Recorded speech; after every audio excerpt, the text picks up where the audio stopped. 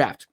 Now, as I was saying, before you started breaking down these UDFAs, last week you gave out your grades. You got both the AFC and NFC in two separate articles. Always, again, another gem article to read there. Who do you consider the single best draft of this year of 2021, and why do you give them that high grade? The Bears. This is who I put number one. And why so? Well, it was a draft that was so good that it saved the jobs of every single man, woman, and child associated with the front office. That's indicative of it. But that was a franchise that just so badly needed one very specific thing. It just so badly needed it. And if they didn't get it, not only were they, as a team, they were dead man walking into this season.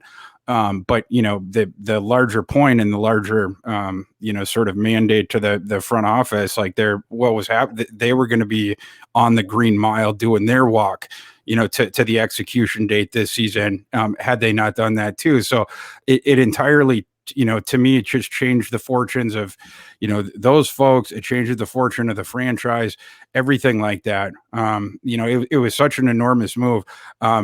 I'm a very big fan of Justin Fields. I don't understand why he was nitpicked in this way the entire process. I think some people, looking at it might just be like, oh, there was a bunch of teams in the top 10 and, they didn't want Fields and et cetera. And, poo-poo it more. I don't care about that. I've gone through this rodeo a whole bunch of times. No one wanted Deshaun Watson either. I was screaming until I was blue in the face. Like you're going to take Mitch Trubisky. Really? You're going to take Mitch Trubisky over Deshaun Watson? Really? That's what we're doing right now. All these bums were going in the top 10 and it's like these guys over Deshaun Watson. And then, Pat Mahomes, saying, Mahomes, went before Watson, but like both of those guys, it was just like, those guys were studs, right? Like, but we see this all the time. The NFL, nitpicks or they see too much risk or, whatever it is. But it would be ironic too if the two teams that the Bears who passed on both those guys end up actually getting it right, as all these other people passed on Fields. If the team that passed on, Mahomes, Watson, we always come back to them. Maybe they did get it right. You had him at number 2, I think, too, right, on your quarterback pre-draft rankings, if I'm not mistaken. And number 3 overall. Yeah, love it.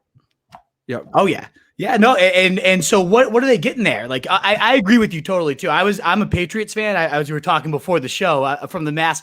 I was just like, come on, go get him. Nobody else is going to get him. Fields is going to fall to us. No way. And he didn't. I love him too. But what do you love so much about this guy? And what do you see him doing for this franchise?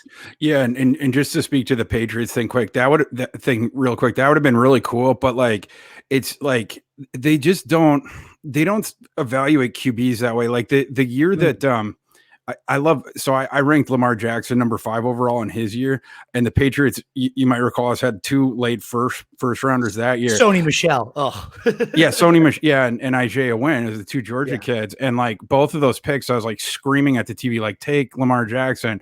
They just look for different things, but as far as like what Fields brings, it's a couple different. I mean, like as he was one of the top dual threat quarterback recruits of all time.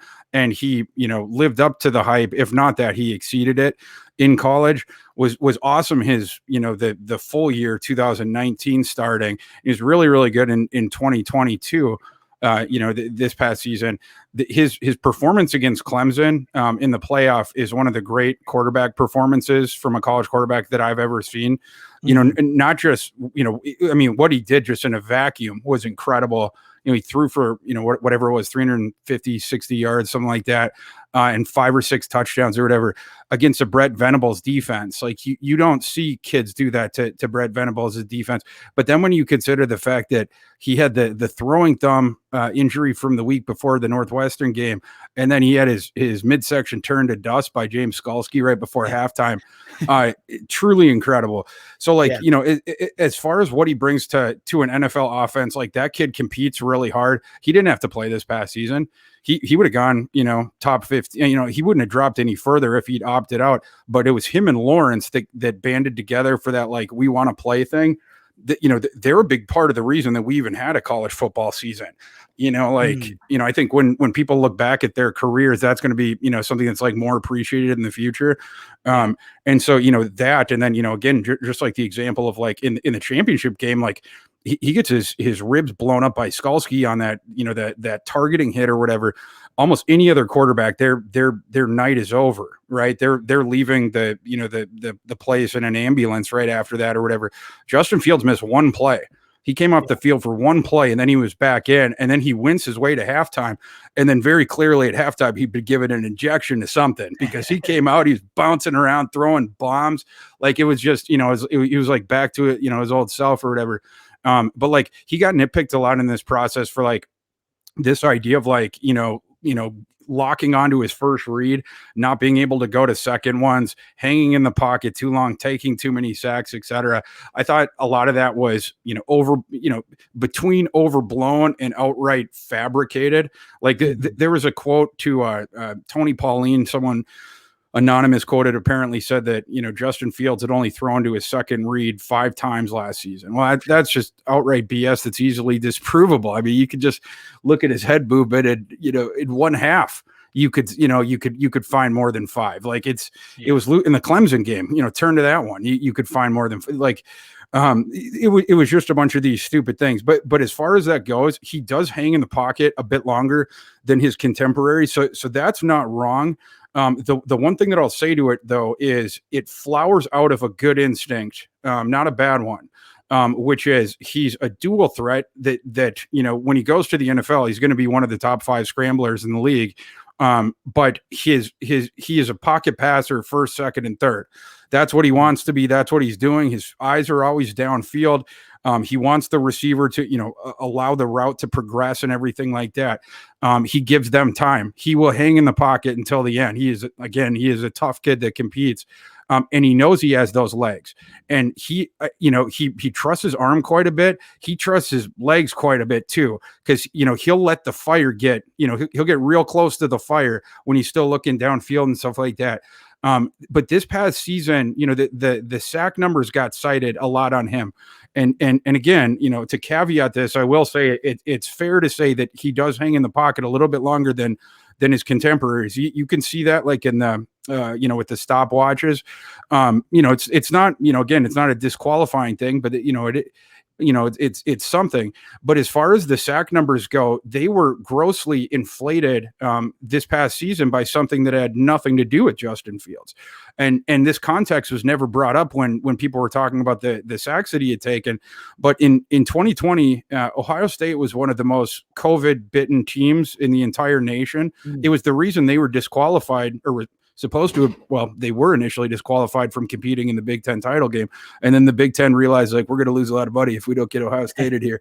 So they changed their rules to, swapped out Indiana and, in Ohio State that had 3 games canceled already or whatever for COVID, they got back in, but they were dealing with COVID all fall. Their coaching staff, their roster, they had 20 plus players inactive, multiple weeks. They had multiple coaches. 1 week, Ryan Day was out.